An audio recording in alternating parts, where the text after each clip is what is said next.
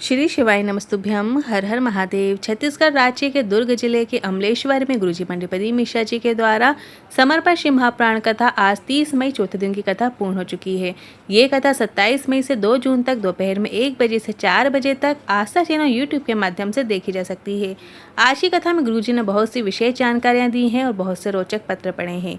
और कल है 31 मई और ज्येष्ठ माह के कृष्ण पक्ष की अष्टमी विशेष तिथि है और शुक्रवार का दिन भी है। और जीवन से पैसों की तंगी दूर करने के लिए, धर्म प्राप्ति के लिए, कर्ज मुक्ति के लिए इस दिन आपको गुरुजी का बताया एक विशेष उपाय करना है, जिसको हम आपको इसी वीडियो के अंत में करके भी बताएंगे। आज 30 मई चौथे दिन के समर्पण श्री महाप्राण कथा में गुरुजी ने कुल 9 उपाय पत्र उपयोगी जानकारियाँ दी हैं। सभी की जानकारी आपको इसी वीडियो के माध्यम से प्राप्त होने वाली है। किसी कारणवश यदि आपने आज की कथा नहीं सुन पाए हैं तो पूरी कथा का रसद आपको इस छोटे से वीडियो से प्राप्त होने वाला है। बढ़ते हैं आज की कथा की पहली जानकारी की ओर। 2 तरह के व्यक्ति होते हैं, एक वो जो कहीं नौकरी करते हैं, सर्विस कर रहे हैं, और दूसरा वो जिसकी खुद की दुकान है, खुद का व्यापार है। दोनों में क्या अंतर है? गुरुजी ने कहा, श्री महाप्राण की कथा कहती है इसमें सबसे बड़ा अंतर है नौकरी करने वाला, सर्विस करने वाला जब छुट्टी 5 बजे होती है तो वो 5 बजे से घड़ी देखना शुरू कर देते हैं। क्योंकि उसका नौकरी के प्रति पूर्ण समर्पण नहीं है। जबकि दुकान वाला घड़ी नहीं देखता, रात के 10 बजे हैं और वो दुकान बंद करने ही वाला है और उतने में कोई ग्राहक आ गया तो वो उसे सामान ज़रूर देगा। ऐसा क्यों? क्योंकि उसका अपने दुकान, अपने व्यापार के प्रति पूर्ण समर्पण होता है। मेरा व्यापार, मेरा काम, मेरे कार्य को मुझे आगे बढ़ाना है। बस श्री महाप्राण की कथा यही कहती है कि आपका समर्पण भी भोलेनाथ के प्रति भी उस व्यापार करने वाले दुकान वाले की तरह ही होना चाहिए।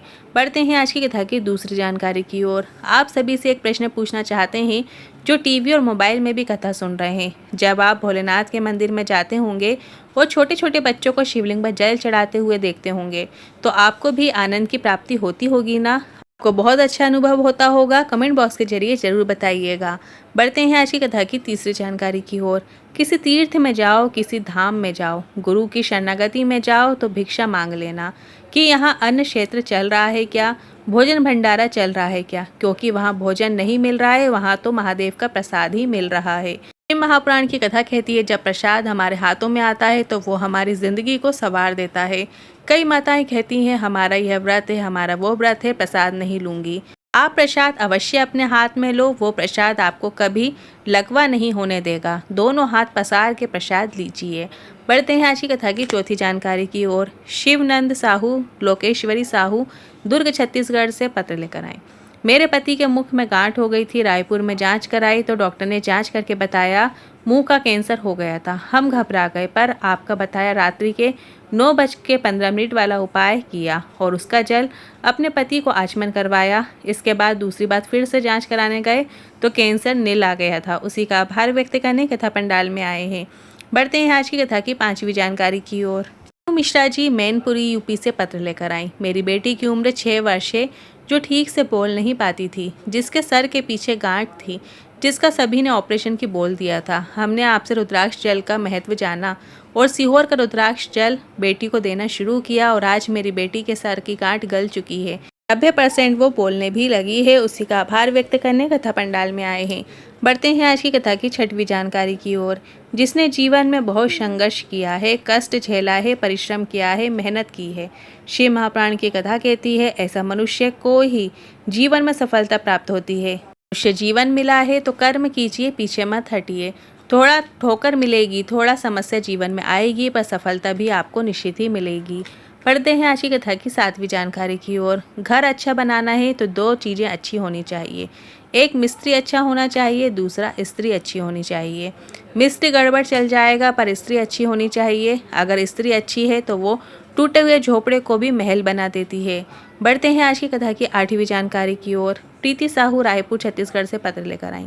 मेरा भाई छत्तीसगढ़ पुलिस में एसआई है। 10 मई 2024 को डॉक्टर के पास लेकर गए तो डॉक्टर ने उसे कैंसर बता दिया। लीवर ने कार्य करना बंद कर दिया है। 61 वर्ष की उम्र में होने के कारण बचना भी बहुत मुश्किल है। उसको खून की उल्टी होने लगी। सबको लगा लीवर फट गया है। डॉक्टर ने बॉम्बे ले जाने को बोला। हमने जाने की तैयारी कर ली। फिर किसी ने सलाह दी एक बार सीहोर जाकर रुद्राक्ष लेकर आओ। मुंबई जाने से पहले सीहोर जाकर रुद्राक्ष लेकर आ गए और 20 मई से उसे रुद्राक्ष का जल देना प्रारंभ किया। और हमने इसके बाद डॉक्टर को भी जब दिखाया तो डॉक्टर ने कहा कि इसका लीवर नहीं फटा है, इसके पेट में अल्सर हो गया था जो फट गया। इसके बाद उसकी जांचें हुई जिसमें कैंसर भी नहीं आया। उसी का आभार व्यक्त करने कथा पंडाल में आए हैं। बढ़ते हैं आज की कथा की 9वीं जानकारी की ओर। 31 मई दिन बहुत ही विशेष है क्योंकि ये विशेष कृष्ण अष्टमी की विशेष तिथि है और शुक्रवार का विशेष दिन भी है। और जैसा आपको पता है, शुक्रवार का दिन और अष्टमी की तिथि दोनों माता लक्ष्मी को समर्पित रहती है। और गुरुजी ने भोलेनाथ के मंदिर में शिवालय में माता लक्ष्मी को प्रसन्न करने वाला एक सरल उपाय बताया है, जिससे आप इस दिन करके अपने जीवन से पैसों की तंगी दूर कर सकते हैं। कितना ही बड़ा कर्जा क्यों ना हो गया हो, वह अवश्य चूक जाएगा। धन संबंधित सभी परेशानियों से आपको मुक्ति मिल जाती है। बस आपको एक कलश लेकर भोलेनाथ के मंदिर में जाना है और अगर आपको कमल गट्टा मिल जाता है तो उस कमल गट्टे को उस जल कलश के अंदर डाल देना है। इसके बाद आपको यह जल शिवलिंग पर श्री शिवाय नमस्तुभ्यं बोलते हुए अर्पित कर देना है। यदि कलश के अंदर कमल गट्टा रह जाता है तो उसे निकाल कर आप शिवलिंग के ऊपर अर्पित कर सकते हैं।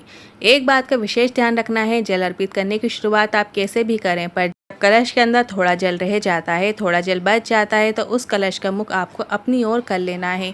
जहाँ से भी बैठकर आप जल अर्पित कर रहे हैं, ऐसा हम धन प्राप्ति के लिए करते हैं।